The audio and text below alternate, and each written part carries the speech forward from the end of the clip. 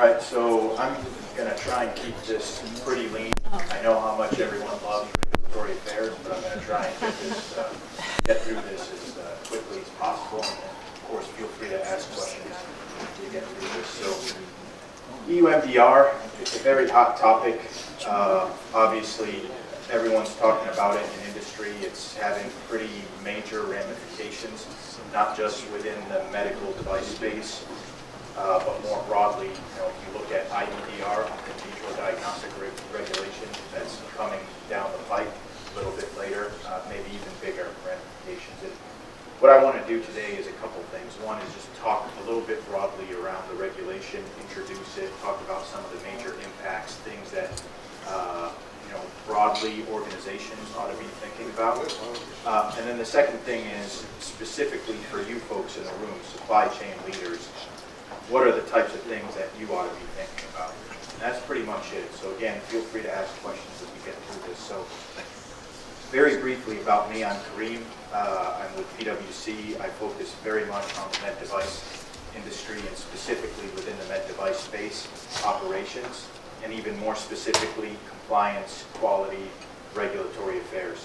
So this is kind of my domain. One thing that I would say, just having grown up in the industry and focused on these specific topics, this medical device regulation is probably one of the more significant regulatory transformations, I would say, in the past 20 to 30 years. So even if you think about FDA's introduction of design control back in the 70s, right? This is probably akin to that in terms of the scale and the magnitude and the level of, let's say, impact that it's going to have on our industry more broadly, because it's not specific to EU, right? So when we talk about EU MDR, we're talking about a lot bigger umbrella and scope than just the European Union because of many geographies that reference European regulations for market access. So, very brief background. So, the intent here is not to read this slide. The intent is just to get you folks to understand that the legislative journey that's gotten us to the point where we're at today has been a long one. So I know MDR is a super hot topic today, but the reality is this has been going on and boiling, simmering for quite some time. You're talking about all the way back to 2012. So we're literally in year 6 of an 8-year legislative journey with EU MDR. That's pretty surprising for a lot of folks. I don't think a lot of people quite understood what was going on way back when as these regulations were being developed, but we've been at this for quite some time now. So that's a crucial point. The second crucial point, which I want to alert you to, is we're already in the transition phase right now, meaning the law is in effect as of May of last year. So we're actually almost halfway through the transition period at this point in time, right? And moreover, the law itself has not really changed. The text of the regulation probably hasn't changed since middle of 2016, right? So really, when it comes to EU MDR, we've been in pretty much a stable state from a regulatory perspective for quite some time. And again, that's pretty shocking for a lot of folks because a lot of companies haven't really been working on this in spite of the fact that the regulatory dynamics haven't really been that dynamic since a couple of years ago. So what kind of changes is the MDR actually introducing? So what's it really about? At the end of the day, the way I would almost frame this, and we'll hit some of the highlights here, but the way I would really frame this is about supervision and control of access to the EU marketplace. So if you look at some of the major impacts that the regulation is introducing, number one, so stronger supervision of authorities. So we're talking about competent authorities of notified bodies, right? And moreover, stronger supervision of notified bodies, or stronger supervision of organizations, OEMs, distributors, by notified bodies. So the level of supervision and scrutiny is increasing dramatically, right? And the level of risk sharing and responsibility is increasing dramatically. That's the crux of this regulation. It's about oversight, control, and risk sharing. Kareem?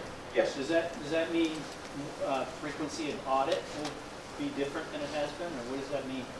So it means a lot of things. It means the level of scrutiny that they apply to pre-market applications is far higher.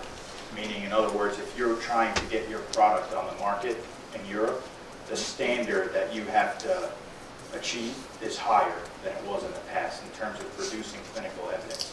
That's one piece of it. The second piece is from an audit perspective, yes. So actually competent authorities, they will audit notified bodies and scrutinize them in a way that they hadn't before. And notified bodies will audit and conduct potentially unannounced audits of manufacturers as well. So it's not just the frequency, but also the rigor of the audit and the supervision as well. Of companies and their products on a product-to-product basis and a company-to-company basis as well. The second point here is critical focus on post-market surveillance and post-market clinical follow-up. So what that means is when you get a product into the market, it's not going to be good enough anymore to say we're going to conduct complaint handling. That's our post-market surveillance process.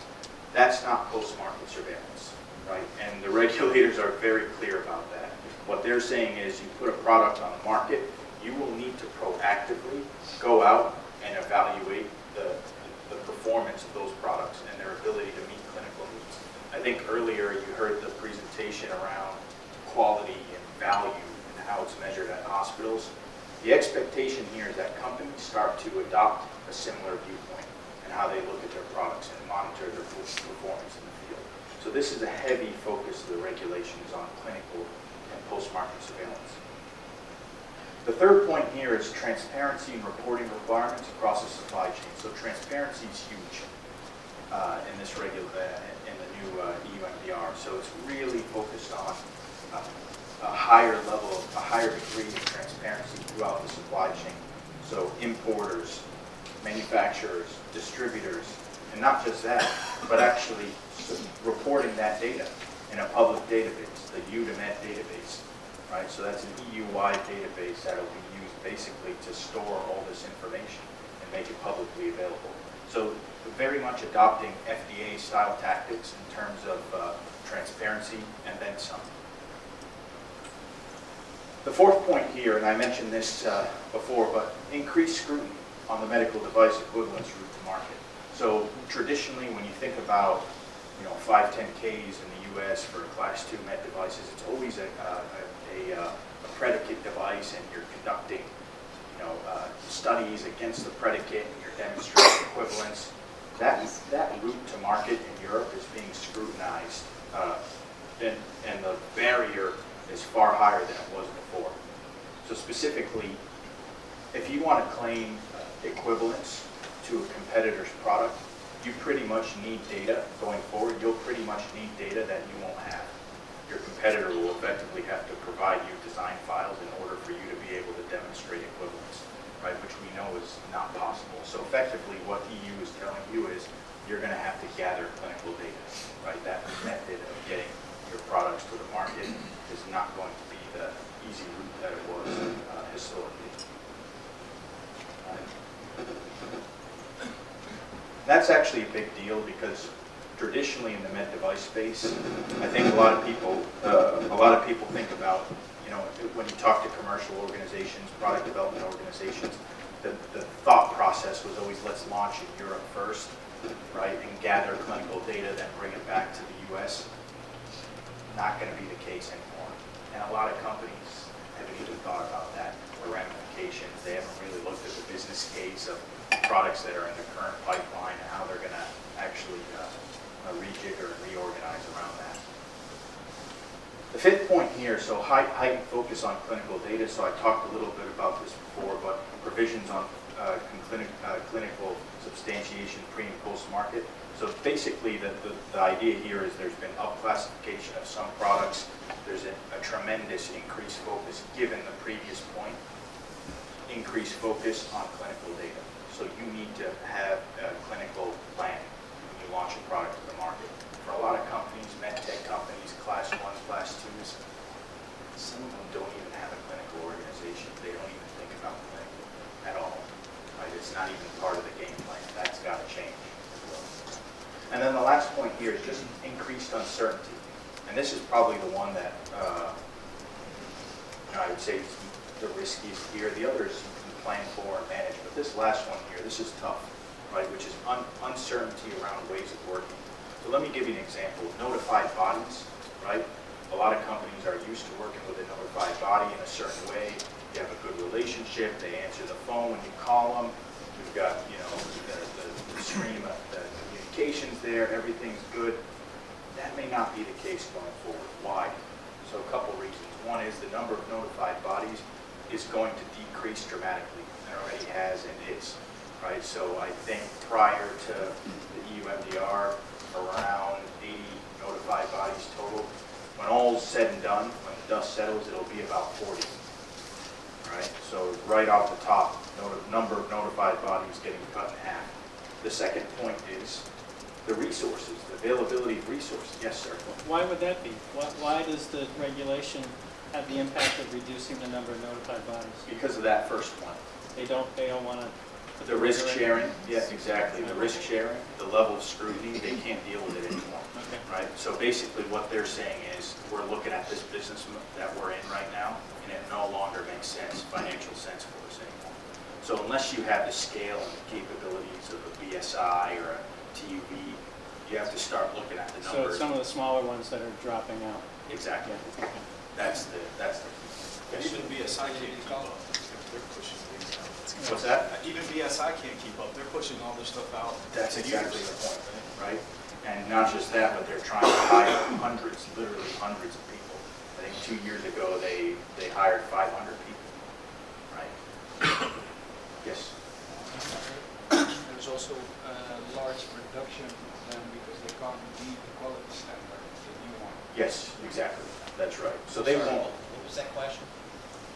there's more of a comment, yeah.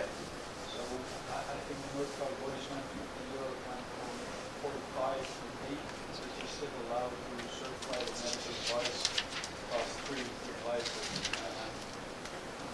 There's a qualification.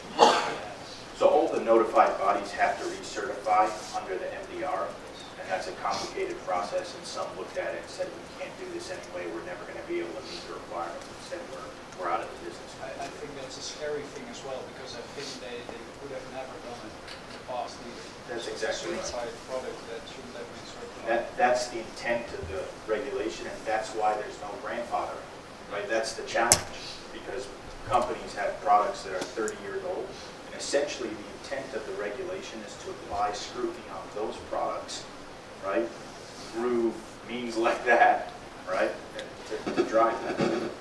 Exactly.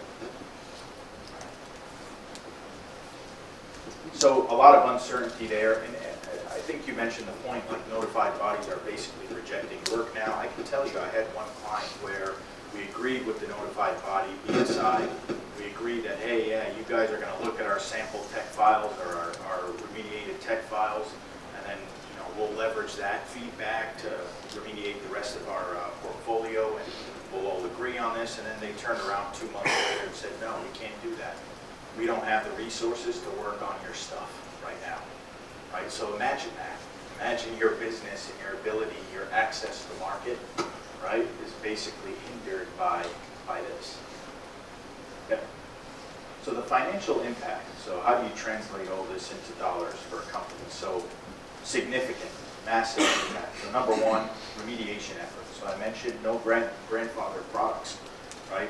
You're going to have to, if you have a 35-year-old product, right, with no technical documentation and a rubbish tech file and no clinical data, you're going to have to remediate that product. You're going to have to make the choice. Either I remediate that product and the technical documentation, or I got to rationalize it, get it out of the portfolio. All right? And that's the second point. Is it worth remediating versus sunsetting products? Okay? Number three, the quality system upgrade. So I talked about post-market surveillance and clinical follow-up. You have to have processes in your quality management system to support that kind of activity. So you're going to have to do surgery as an organization on your quality system in order to support that. All right? So there's cost involved in that. That's work.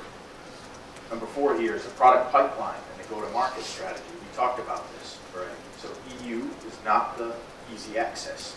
It's not that first point anymore. So you're going to have to factor that in. It's going to impact business cases. It's going to impact ROIs on your product portfolio. Organizational upgrades. So we talked about clinical, regulatory affairs. For a lot of med tech companies, these are not strong points, right? You could probably point to 5 or 10 med tech companies where regulatory and clinical affairs are super strong and actually a source of competitive advantage for those organizations. What about the rest? Now keep in mind, you got to build the organization, get the talent, but at the same time, there's a war for that talent, right? So I can tell you, in regulatory affairs and especially clinical affairs, salaries have skyrocketed since the advent of this, right? And the demand for this kind of talent has gone up dramatically. Notified bodies are trying to hire them. Consultants like us are trying to hire them, right? Med tech companies are trying to hire them. So there's a massive war for this kind of talent. Upgrading your organization in order to achieve and sustain compliance, that's going to be a big cost driver as well. And then the last point here, I talked a little bit about the transparency and the UDAMED database. So there is some IT work that has to happen from a couple angles. One is UDAMED, so getting basically creating the hook and the connection into that database and automating the supply of data into that database is a big point. But then there's also a new regulation around e-labeling. So generating and posting e-labels for access to customers, that's another big point there as well. So there's IT stuff here. So the estimated, all boiled up, the estimated compliance cost, and this is based on our own analysis, having done this with many companies and stood up these programs, you're probably talking about over the course of 2 years, the compliance cost, and this is including all this stuff, portfolio rationalization, lost revenue. You're probably talking about 2 to 5% of a company's annual revenue spread over, let's say, 3 to 5 years. So that's a lot of money. That's a lot of money, right, to achieve compliance. So you can see what I mean when I say this is one of the most significant efforts or regulatory transformations or transitions in quite some time. Right. So with that said, so where does the industry actually stand when it comes to EU MDR? Now keep in mind what we talked about before, right, which is that the regulatory journey, we're in year 6 of 8 at this point in time, right? So keep that in mind when you look at the data here. This is based on a survey that was conducted earlier this year at MedTech Europe. You can see survey of med tech companies, where are you in your transition, right? So literally, 60% either have no plan established, all right, meaning they haven't done anything on EU MDR at all, or they've just taken their first steps. All right? So that's bad, obviously, right? That's pretty bad. And then 23% they have a plan in place, and then 18% have actually started implementation. So all things considered, that's really bad, right? And there's a lot of opportunity for med tech companies to get out ahead of this, right? And the way we view it, to us, it's any regulatory change is an opportunity for transformation, right? So it's in other words, it's not just about using the Just hold it in your hand like this. so it's not just about Oh.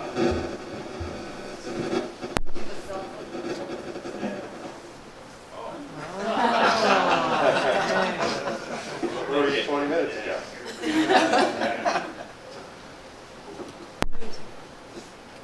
You're looking like a klutz. All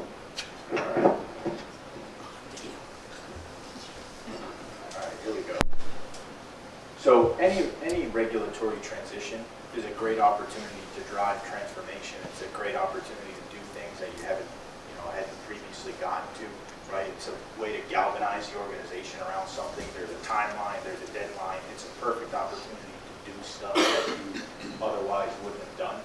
And that's what we're trying to highlight here. So there are a few things, right? So number one, I talked about this, the portfolio. That's a huge one. That's a huge one. And for a lot of companies, that 2 to 5%, that's where a lot of it sits. Right? So I can give you an example of a diagnostic company.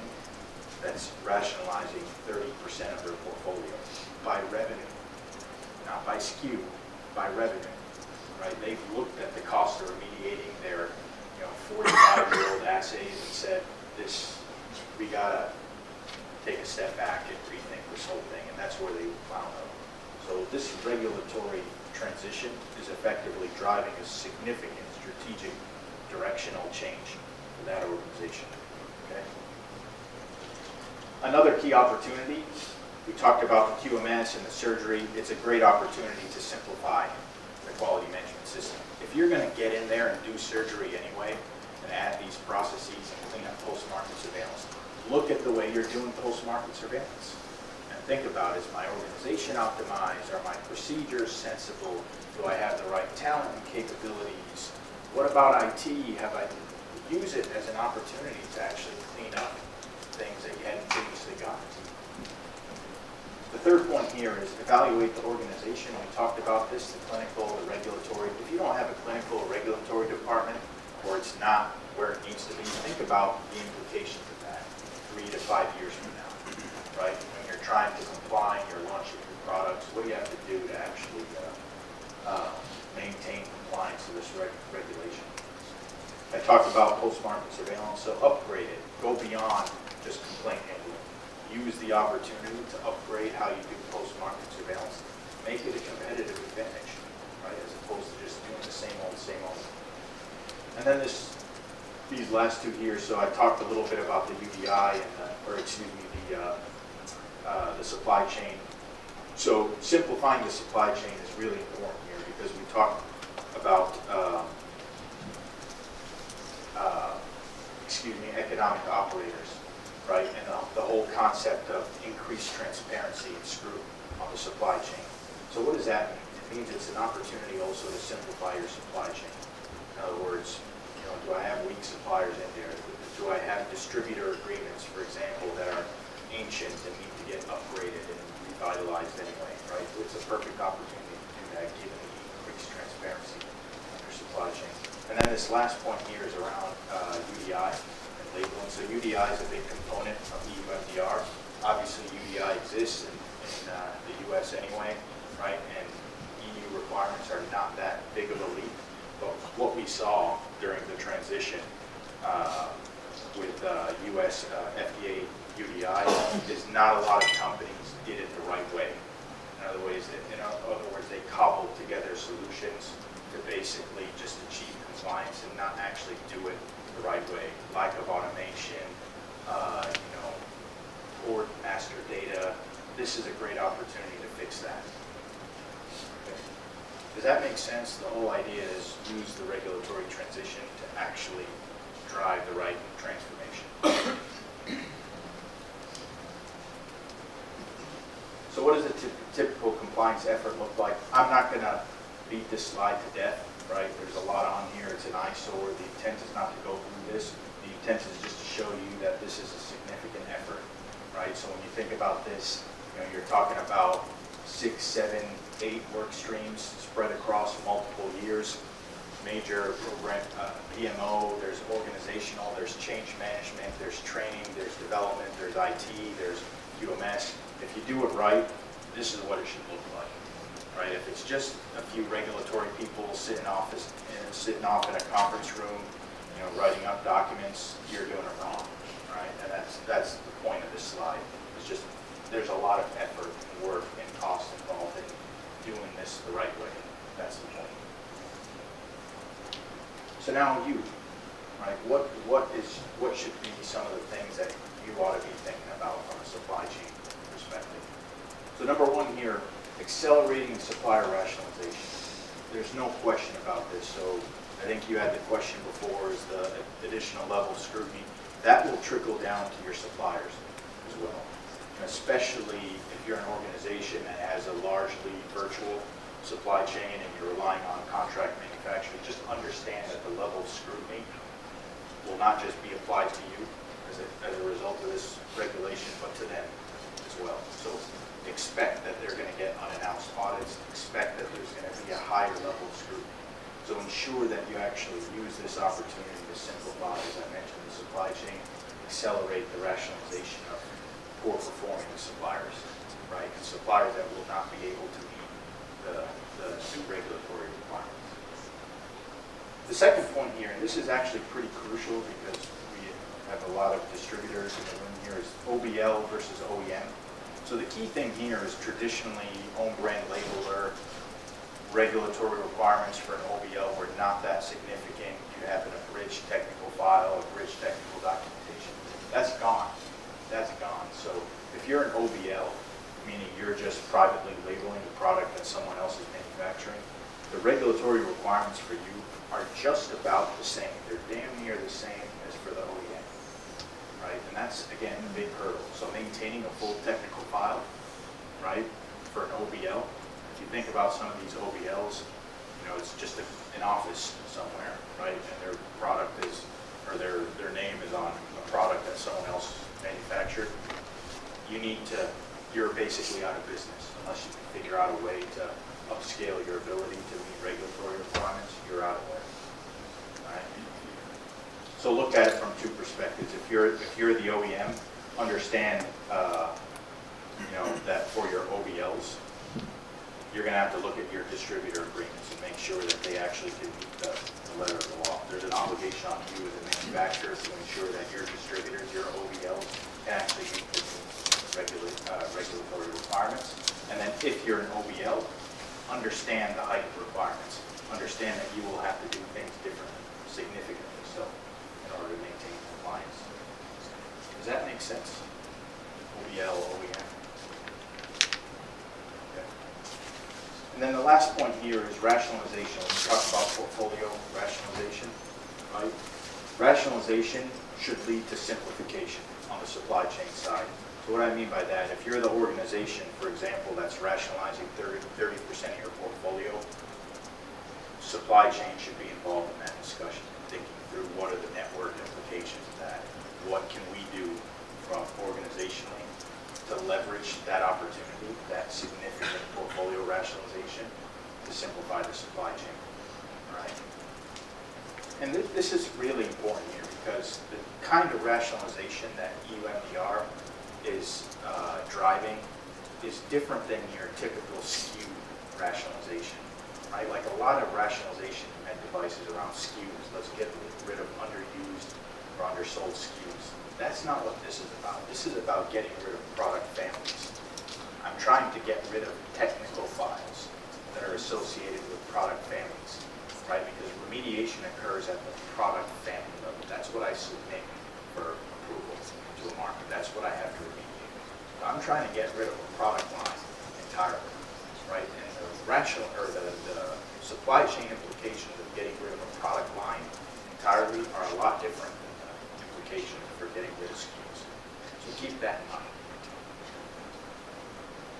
So those are the three things. There are others, obviously, but these are some of the high points. And that's it. I told you I'd keep it lean. Yes, sir. Is recertifying, for manufacturers, recertifying your products to this new regulation, is it just making sure your tech files meet the new standards, or is there more to it than just that? That's a loaded question. The reason is when you say just meeting or ensuring that your tech files meet the new standard, there's a lot that goes into that. So all the clinical data, the evidence, all the stuff that we talked about before, that's embedded in that statement. So the answer is yes, but it's a qualified yes, as in yes, that's a lot of stuff. Yeah. You know? Yeah. Yes, sir. So if you have a Class 2 device that you have a contract manufacturer, Can you speak up? yeah. So if you have a Class 2 device and you have a contract manufacturer for that, their design history file, tech file has to be up to the standard. Correct. But in that one slide, you're saying you as having a contract, you also have to have design history file Correct. and tech file? A tech file, yes. Okay. Is it So home when brand we get that to label? Europe, Yeah. the implications for Europe What's that? are going to be Combi needs to be human research. Correct. It's in the same device. That's right. Sorry, what was the comment? So that the OEM should build up scientific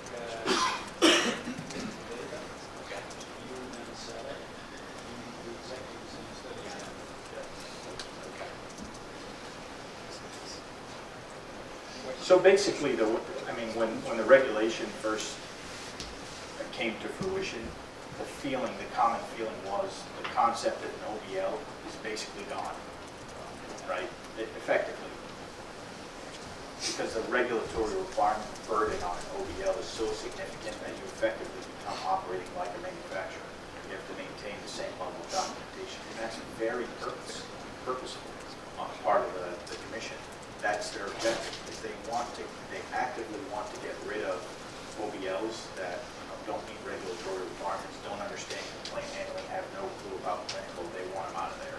It's a regulatory way of basically enacting that change. Yes. Post-marketing surveillance, Yeah. what's your view on passive implants that disappear into the human body? Do post-marketing surveillance in that? Passive implant, that's a very specific question. I guess with an active device or something which is around the patient, I can imagine that you can see and track how your device is doing. With cranial implants, for example, I don't know. It's difficult for you to track. That's what I have to think about.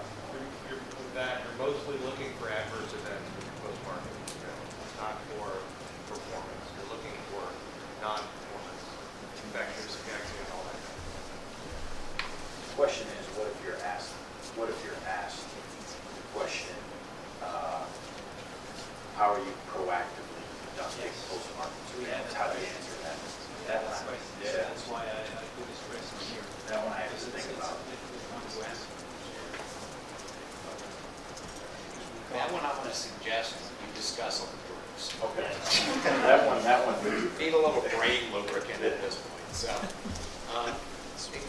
again, I want to thank my advisors for bringing this up as a topic because not being a member of the industry, this is totally new to me, and I really like looking at people's faces because it kind of reminds me of the UDI days.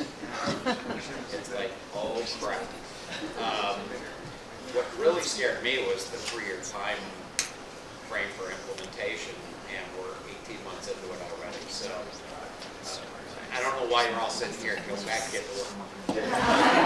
Kareem, I want to thank you for your time. I appreciate it.